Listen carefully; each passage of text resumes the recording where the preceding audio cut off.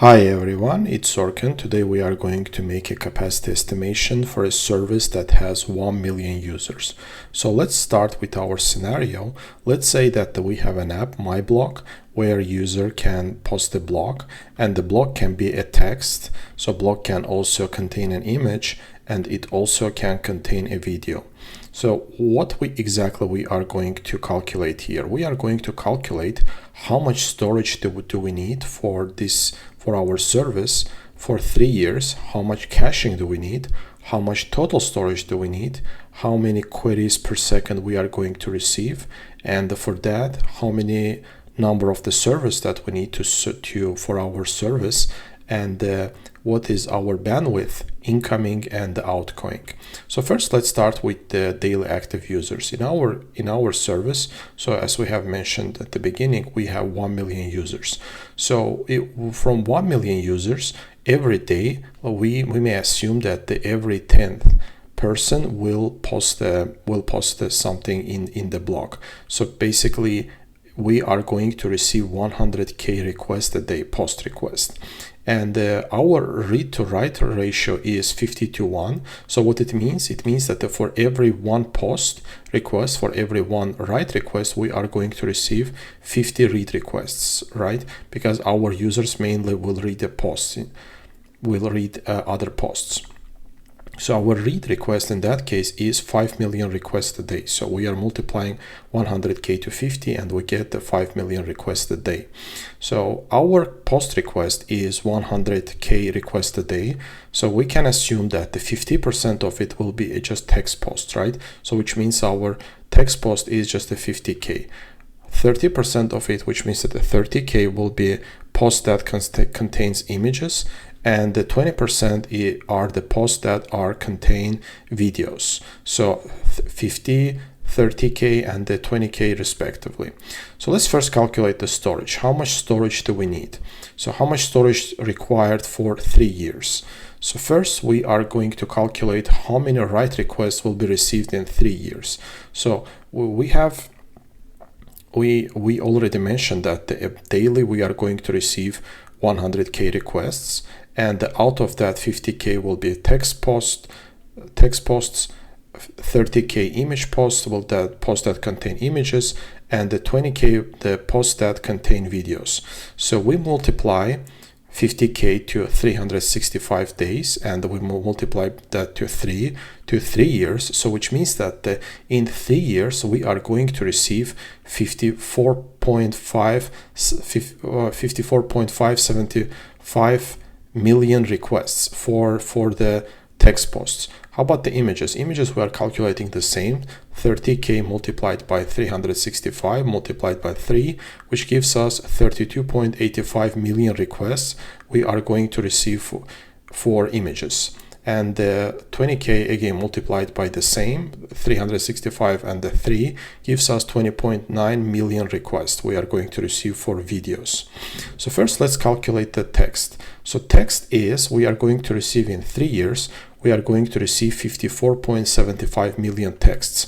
So we may assume that the one text post is on average around 1000 words. So one word, we may assume that it's a 5 letters or characters, and the one letter, one character is from 1 to, so we are using UTF-8 encoding, and in UTF-8 encoding, one character can be from 1 to 4 bytes. For the sake of simplicity, let's assume that it's 4 bytes, and the one word in that case is 20 bytes. So if the one word is 20 bytes, so we have 1000 words, 1000 multiplied by 20 gives us 20,000 bytes. One text post in our case is 20,000 bytes.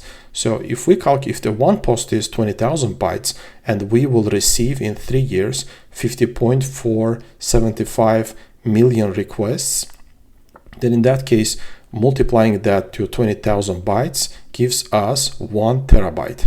1 terabyte storage we need for storing our text post. But first take a look at how we converted that. How we converted 20,000 multiplied by 54.75 million. How we converted that to 1 terabyte.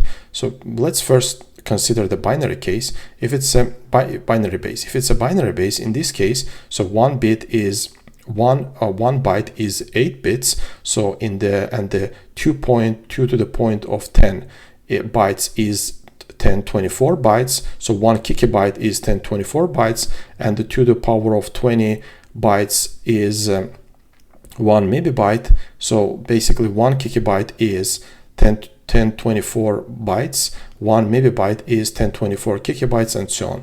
But for the sake of simplicity, we are going to use decimal base. In the decimal base, the conversion is pretty straightforward. Instead of taking 1024, we are just taking 1,000. So for example, in our case, 1 kilobyte is the 1,000 bytes, 1 megabyte is 1,000 kilobytes, and so on. So now for our case, what we do, so we have 1 trillion bytes, right? 1 trillion 95 billion bytes. So what we do here is we are removing last 3 digits, and it gives us kilobyte. So we have now 1 billion.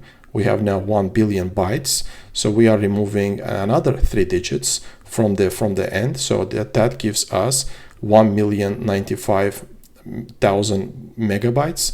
And we are again removing the next 3 digits. That gives us 1,095 gigabyte, and we are removing the next 3 digits, which gives us 1 terabyte. So that's how we are converting our we are converting 1 trillion bytes to 1 terabyte. So now let's go so that's how we calculate our how much storage do we need for 54.75 million text requests for 3 years. So how about the images? Now let's calculate the images. In 3 years, we are going to receive 32.85 million requests. So what it means, how we are going to calculate how much storage do we need for the images. So for the image, how we can calculate the size of the image? Size of the image is pretty much the width in pixels, height, and the color depth in bits. So color depth is, we can take it as 8-bit or 24-bit or 32-bit, and for the resolution, for the width to height, so it's either HD, or we can take a full HD, 4K, or 8K. In our case, we are going to take the maximum resolution that the user can upload to our MyBlog is full HD. So we are taking the 1920 multiplied by 1080 and then multiplied by, so color depth, let's say we are taking 24 bits to 24 bits, which gives us approximately 6 megabyte. 6 megabyte is an uncompressed image size, so we can compress it either JPEG or PNG, so that gives us 2 megabyte of compressed image size. So one single image is 2 megabyte. So what it means, so one image post will be 2 megabyte in size. So if the one post is 2 megabyte in size, the total storage is 2 megabyte multiplied by 32.85 million, which gives us 65.7 terabyte of storage we need to store images for 3 years, for 32.85 million of the images to store in 3 years. So again, how we are converting that, so we get, when we multiply 2 megabyte to 32.85, so we get 65 million megabyte. We are removing last 3 digits, and then we are moving another 3 digits, so gigabyte and terabyte. So we take 65.7 terabyte we need storage to store images for 3 years. So now let's go to the next one. The next one is the video. In 3 years, we are going to receive 21.9 million requests. So how we are calculating the video size? Video size, we are calculating, it's the same as we calculated the image, but in this case, we also have, what is a video? Video is basically image in motion, right? So basically, we are taking whatever we had earlier, width to height, multiplied by color depth. Also, we are taking frames per second and how long the video will last, the duration. So these 4, width, height, color depth, and the frame per second, it's also called the bitrate. So basically bitrate multiplied by duration of our video. So in our case, again, the color depth is 8, 24 or 32-bit, frame rate is 24, 30, 60, 120, and 2040 frames per second, and also for the resolution we get HD. We can choose either full HD, we can choose 4K, or we can choose 8K. In our case, we are choosing 24-bit 30 frames per second and the full HD. So multiplying that gives us uncompressed video size. Multiplying that gives us 11 gigabyte for a video with for 1 minute long video, 60 seconds, right? For 60 seconds, we are getting 11 gigabyte of the size. So this size is too high. This is for the uncompressed video size, right? So we can apply advanced compressing algorithms, and we can reduce the size of our video 100 times. So we can assume that after compressing, our video size is 110 megabyte. So the one video post is 110 megabyte, and then what we do is, so we are calculating total storage. Total storage is 24.9 million multiplied by 110 megabyte gives us 2.4 petabyte of data. So again, we calculated the text. Text is 1 terabyte, and the image is 32.85 terabyte, and the video is for 3 years. We need a storage for 3 years for video 2.4 petabyte, and the total storage is 2.4 petabyte plus 32.85 terabyte plus 1 terabyte, and we are converting 32.85 and 1 terabyte to petabyte. Approximately, it gives us 2.4 petabyte of storage we need for 3 years to store our text, images, and the videos. So again, as you can see here, the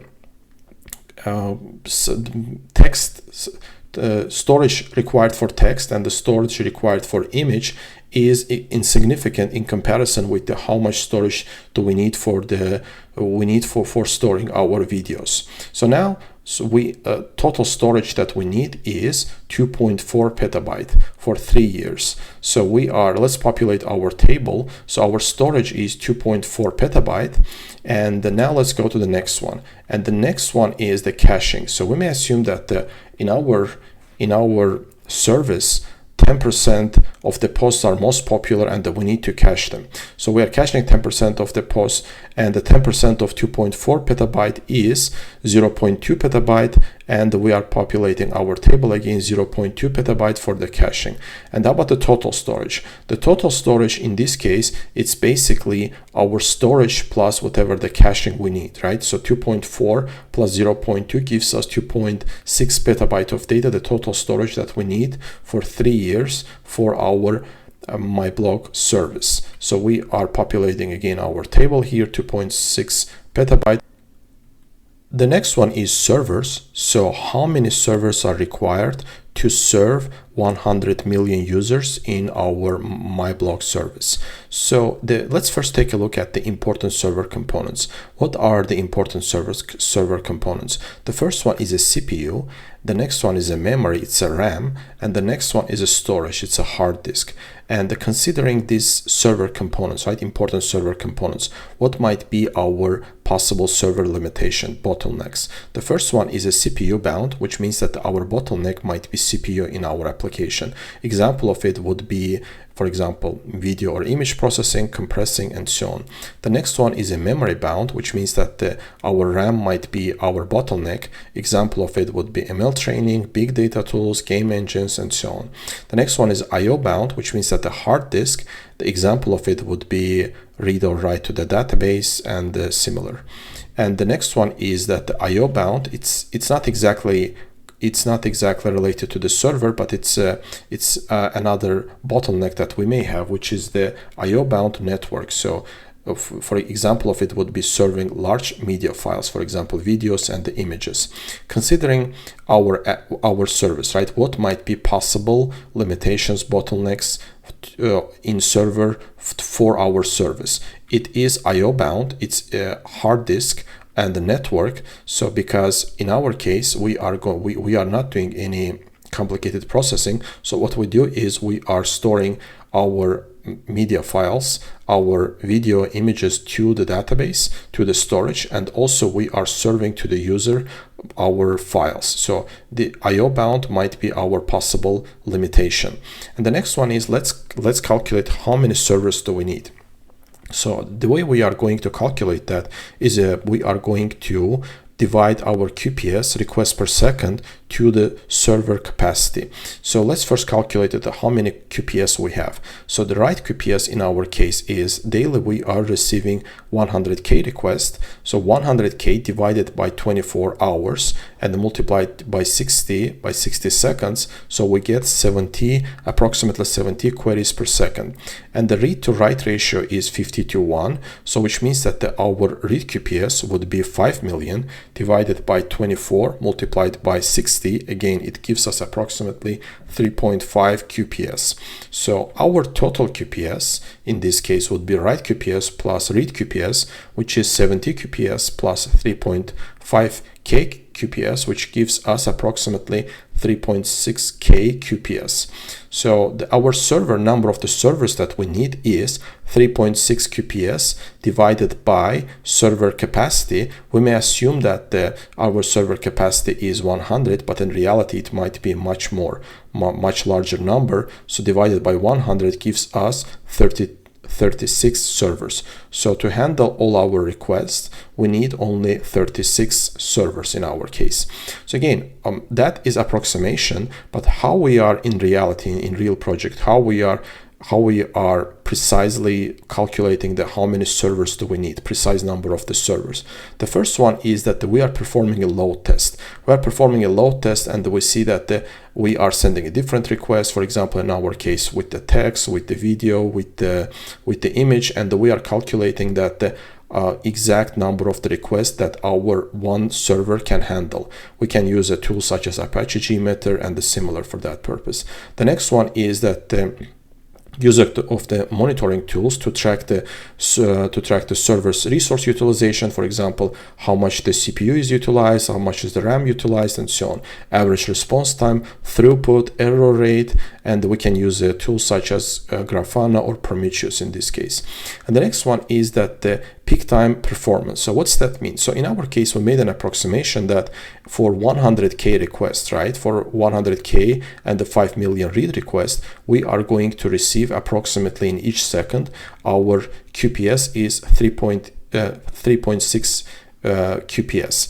But it's not actually quite true because, for example, in our case, our service mainly will be used after work hours, right? Like from 5 p.m., let's say, to 10 p.m. That's the most of the requests that we are going to receive, which means that in reality, our QPS is peak time QPS could be, I don't know, let's say that the 7K, 8K, 10K, or but twice more than we have calculated average. Or our low time, let's say that from 5 a.m. to 7 a.m. or let's say that from 3 a.m. to 5 a.m.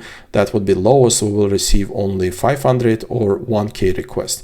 So peak time performance, in that case, we need to, if let's say our peak time, we are receiving 8K request, then in that case we need to increase the number of the servers, right? We need to increase, let's say, not 32 servers. In that case we need 72, not 36, but we need the 72 servers, or maybe we need the 80 servers, and so on.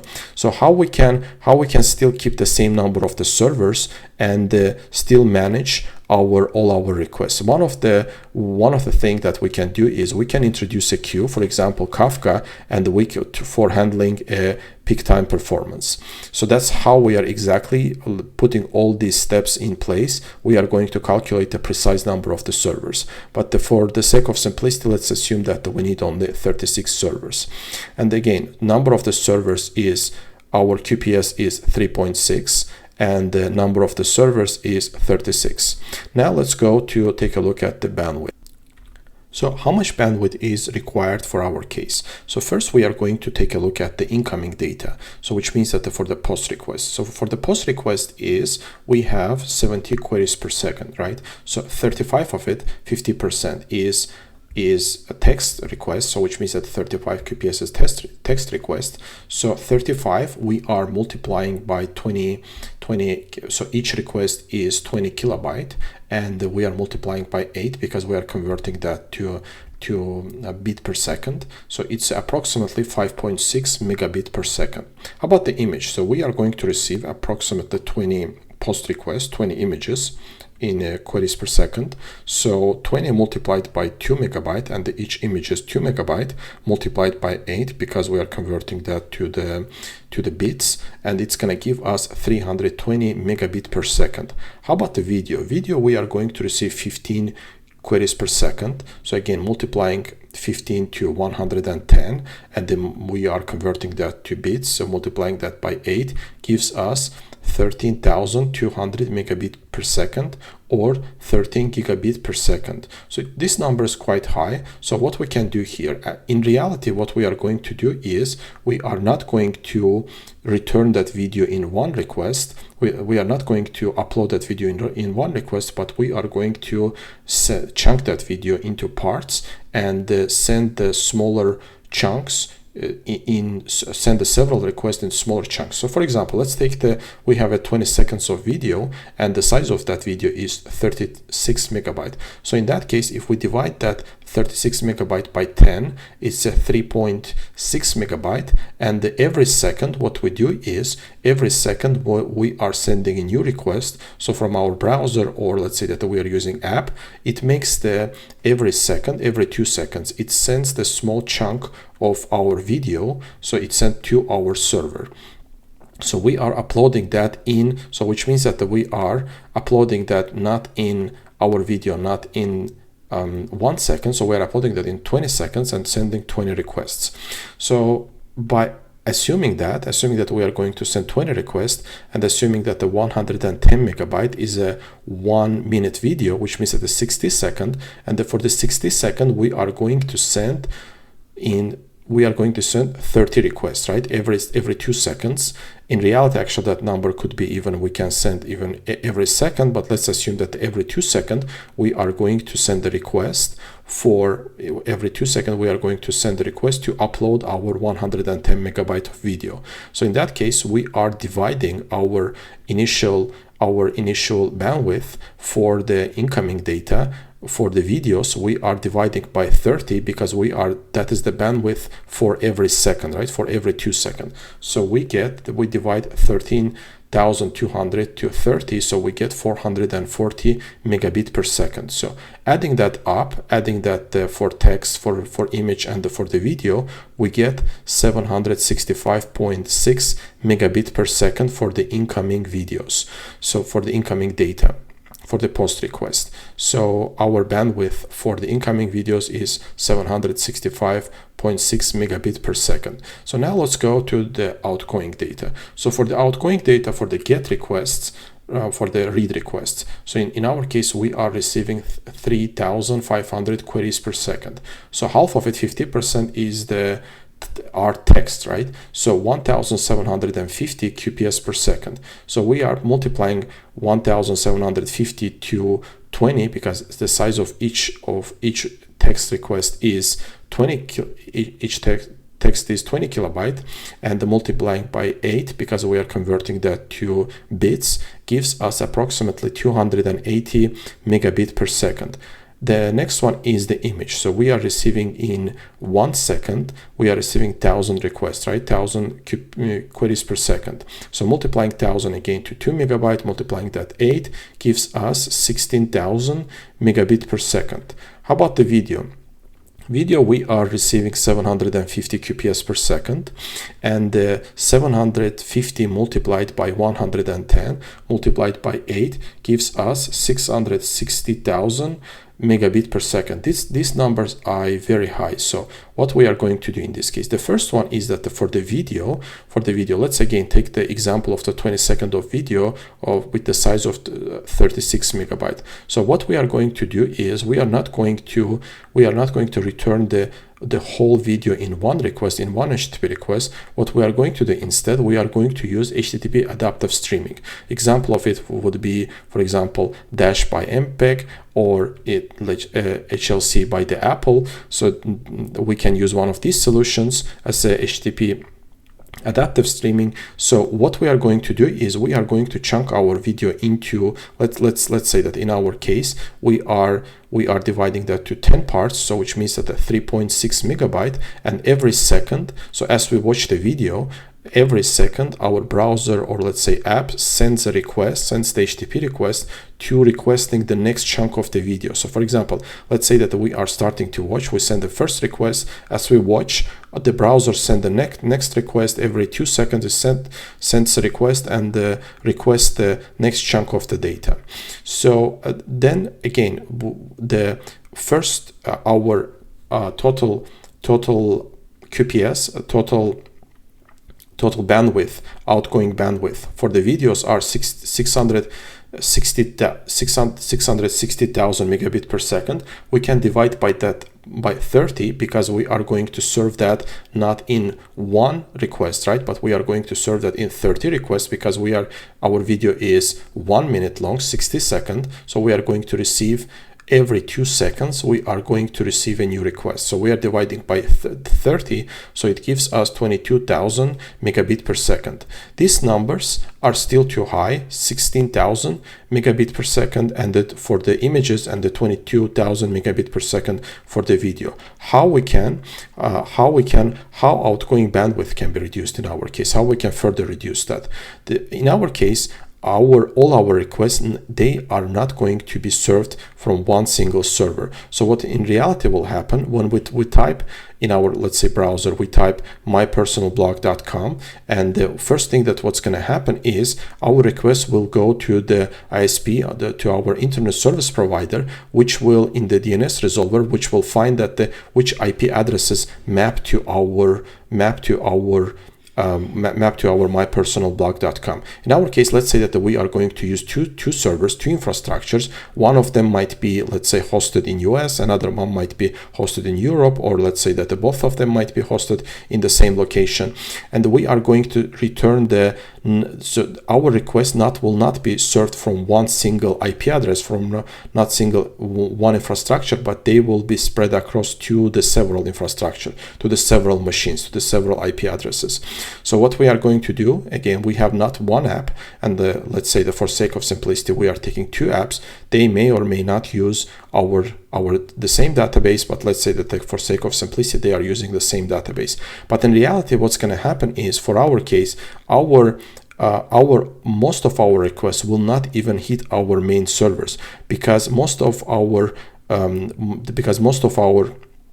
data that is increasing our bandwidth is the static data. It's images and the videos. So we are going to use special type of the server, which is CDN, content delivery network. So in our case, we are going to, what we're going to do is, when our user requests the video, we are not going to hit our main server, but we are going to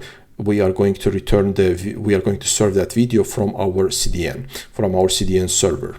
So again, back to the question, how outgoing bandwidth can be reduced. The first one is that we are going to use a content delivery network. We are also going to use a caching, client side or server side caching. What else we can do? We can also put the rate limiting in place, because that would prevent one user sending too many requests, and also it would help us with the DDoS attacks and the different kind of network and the other attacks. And also we can use further compression to compress our served videos and the images.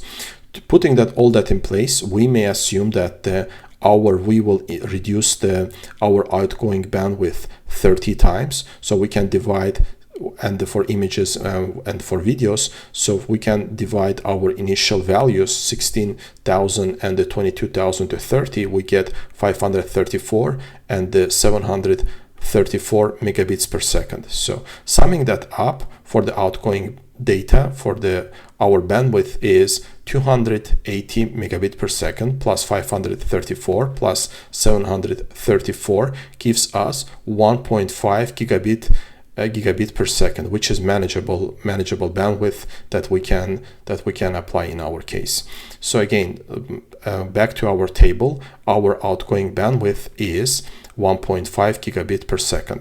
So again, let's take a look at our table one more time. So to serve an application, for in our case MyBlog, with 1 million daily active users, so what we need for 3 years, we need a storage of 2.4 petabyte, and we need a caching storage for caching 0.2 petabytes. So our total storage would be 2.6 petabyte, and we are going to receive we are making approximation here. We are going to receive 3.6 QPS queries per second, and the number of the servers, again, we are approximating that it's going to be 36, and for the bandwidth incoming, it's 765.6 megabit per second, and for bandwidth outgoing, after applying all the measures to reduce the outgoing bandwidth, it's going to be 1.5 gigabit per second.